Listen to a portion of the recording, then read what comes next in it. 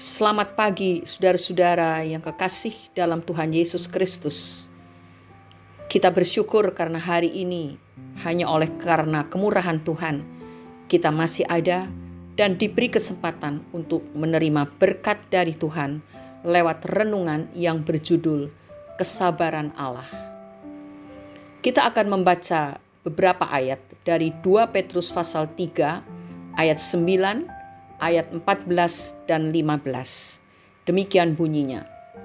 Tuhan tidak lalai menepati janjinya, sekalipun ada orang yang menganggapnya sebagai kelalaian. Tetapi ia sabar terhadap kamu, karena ia menghendaki supaya jangan ada yang binasa, melainkan supaya semua orang berbalik dan bertobat. Sebab itu saudara-saudaraku yang kekasih, sambil menantikan semuanya ini, kamu harus berusaha supaya kamu kedapatan tak bercacat dan tak bernoda di hadapannya dalam perdamaian dengan Dia.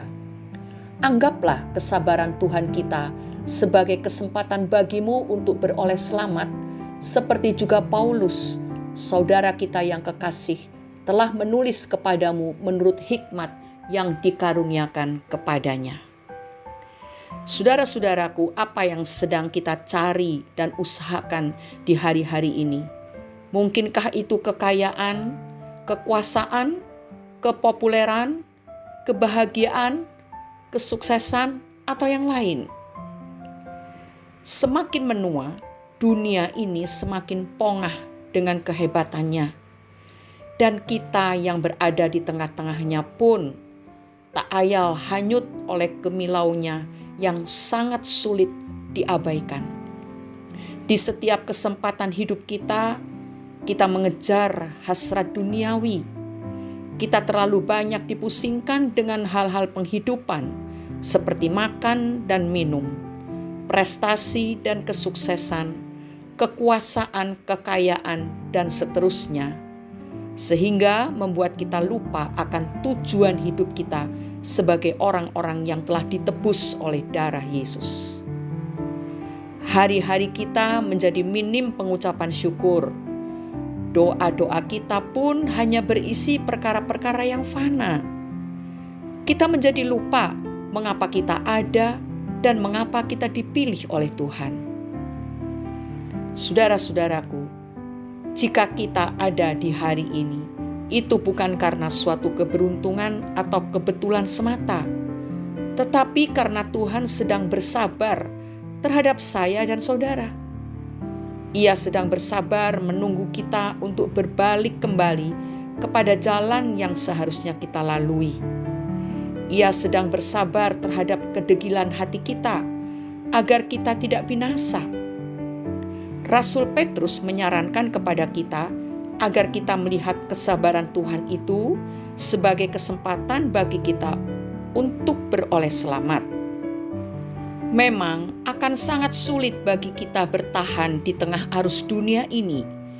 Itu manusiawi dan diakui secara gamblang oleh Rasul Paulus bahwa bukan apa yang aku kehendaki, yaitu yang baik yang aku perbuat, melainkan apa yang tidak aku kehendaki, yaitu yang jahat yang aku perbuat.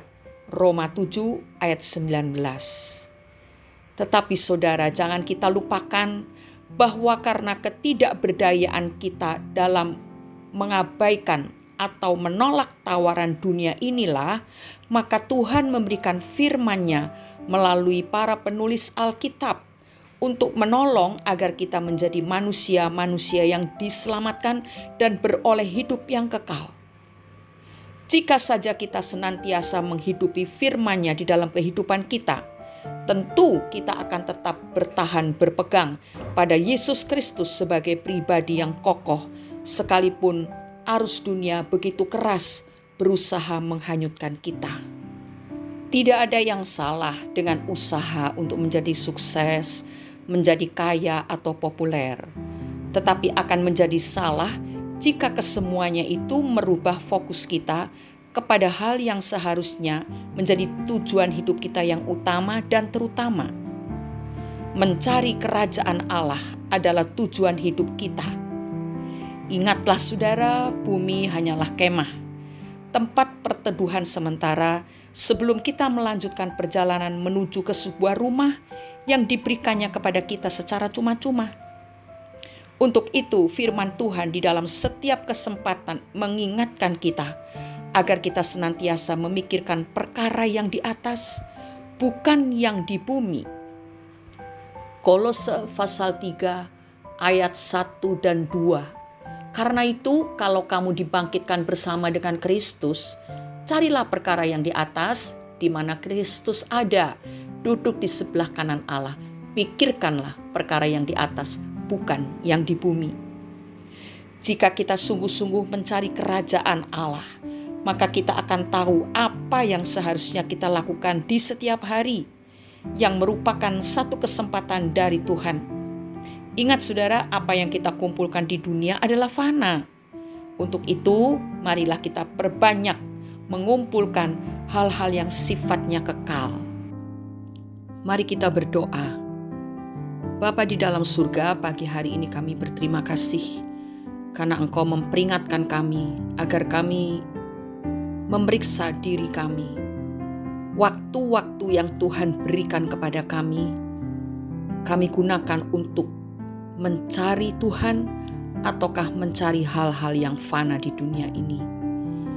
Terima kasih karena Engkau menegur kami pagi hari ini dan kami mau menata kembali waktu-waktu kami, kegiatan kami setiap hari Tuhan, supaya kami tidak terfokus kepada hal-hal jasmani, tetapi terutama kami mencari kerajaan Allah, mencari pribadi Tuhan yang sungguh kami butuhkan dalam hidup ini.